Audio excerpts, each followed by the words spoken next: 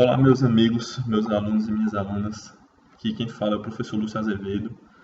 E vamos começar a usar essa ferramenta, certo? De videoaula, para tentar ministrar de forma mais coerente possível, da melhor forma possível, os conteúdos de prótese parcial removível.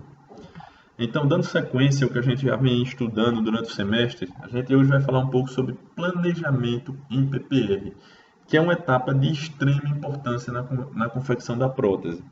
Eu venho falando desde os nossos primeiros encontros que dentre as próteses, vocês já pagaram prótese fixa, estão pagando prótese total e prótese removível.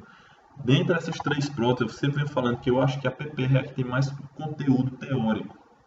Porém, de execução é uma das mais fáceis, como a gente já vem comentando. E uma das etapas fundamentais para o sucesso da prótese, ou como qualquer etapa na odontologia, é um correto planejamento. Certo?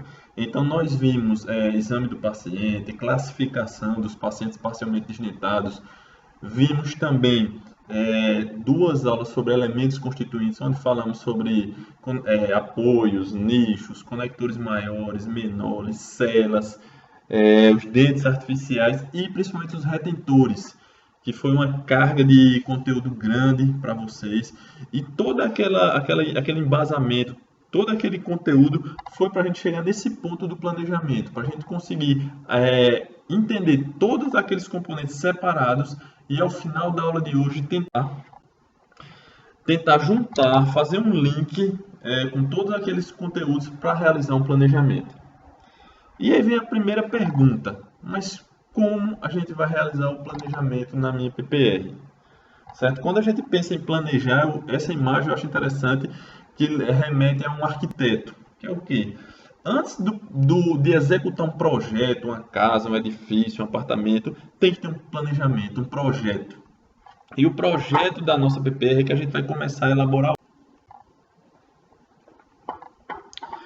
Aqui no início da aula, eu mostrando esse modelo a vocês de um paciente parcialmente desdentado, paciente classe 2, modificação 4, se eu pedir para vocês realizarem o planejamento, o desenho da armação metálica, talvez vocês tenham dificuldade agora.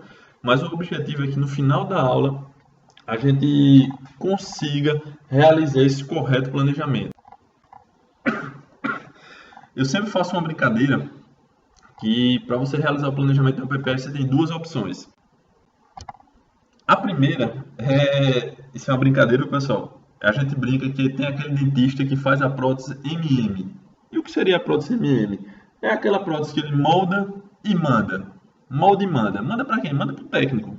E o técnico que se vire, faz um planejamento e às vezes vem criterioso ou não. É aquele dentista que se exime da responsabilidade. A segunda opção, e a mais correta, sempre falo, é você ser aluno nosso aqui na SES Unita, certo? E aprender com a gente como realizar um correto planejamento para PPR. E o objetivo da aula hoje é vocês chegarem numa situação como esses dois casos aqui que a gente apresenta, casos nossos, onde toda essa armação metálica aqui, todo esse planejamento aqui da PPR, todos esses componentes, conectores maiores, menores, todos esses retentores são planejados por você, aluno, e desenhado por vocês. Mesmo que você já esteja preocupado, pensar, professor, não sou bom de desenho, nós vamos ensinar vocês como fazer esse planejamento e como tudo na odontologia, vocês vão treinar. Treinar, até chegar a uma condição. Então, planejar é o ato da gente projetar, a gente estruturar e programar nossa PPR. Certo? A PPR, quando ela for bem planejada, seguindo criteriosos cuidados na sua confecção, ela vai ter excelentes resultados, não sendo danosa aos componentes de suporte da PPR, que são o quê? Componentes biológicos, dentes, fibra mucosa, e os componentes mecânicos, né, que são os elementos constituintes em si. Ok? Então a gente vai aprender a fazer um planejamento. Para quê? Para após esse planejamento mental, a gente conseguir transferir para um modelo ou inicialmente um papel o desenho da armação metálica. Então a PPR, ela às vezes tem a fama de ser um pouco danosa aos tecidos. Porque tem a fama de dizer, aquele metal vai desgastar meu dente, vai deixar o dente do paciente mole. Isso não é verdade.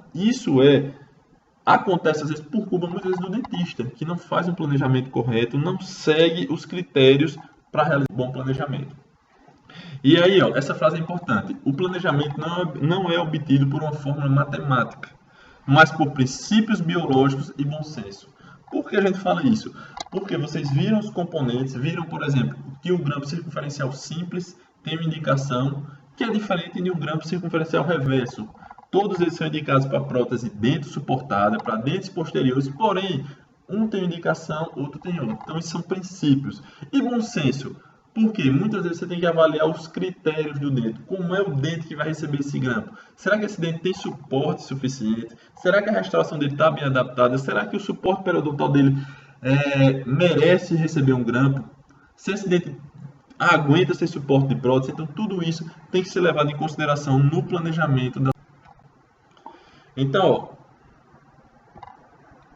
o sucesso de uma PPR depende de um bom diagnóstico, que nós já tivemos aula sobre isso, exame clínico e radiográfico, já falamos sobre isso também no primeiro dia de aula, um planejamento apropriado, que é o que vamos falar hoje, e um correto preparo da cavidade bucal. O preparo de boca tipo 1, que vocês já sabem, e o tipo 2 que veremos adiante.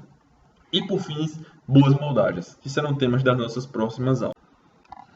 Então, quando a gente for planejar uma PPR para o paciente, temos que ter noção de avaliar o periodonto do paciente, porque os dentes precisam estar bem inseridos periodontalmente para servirem de bom suporte periodontal.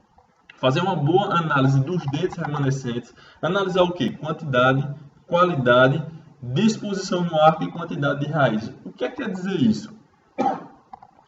Quanto mais dentes eu tiver numa arcada, pode ser que seja melhor, mas vai depender muito de quê? Da disposição deles no arco. O ideal é o quê? Que esses dentes pilares estejam distribuídos no arco dentário, de forma que se a gente traçar linhas imaginárias formem uma figura geométrica para dar estabilidade à minha prótese. A qualidade desse dente, o quê? Quanto mais rígido, mais íntegro a coroa dentária, melhor, que vão servir de melhor suporte. Não quer dizer que dente tendo tratamento restaurador não possa ser pilar de PPR. Porém, vale ressaltar que essas restaurações, sejam resina, sejam amálgama, sejam cerâmica, precisam estar bem adaptadas, certo? E às vezes a gente tem que ter em mente que algumas ameloplastias podem e devem ser utilizadas quando necessário. Um exemplo de ameloplastia que nós já vimos foi o quê? A confecção de nichos. Vocês já sabem que são nichos, são cavidades para alojar os apoios, certo? Vamos fazer muitas vezes planos guias, certo? Acrescentar retenção em alguns dentes, certo? Então algumas alterações no formato do dente vão ser necessárias.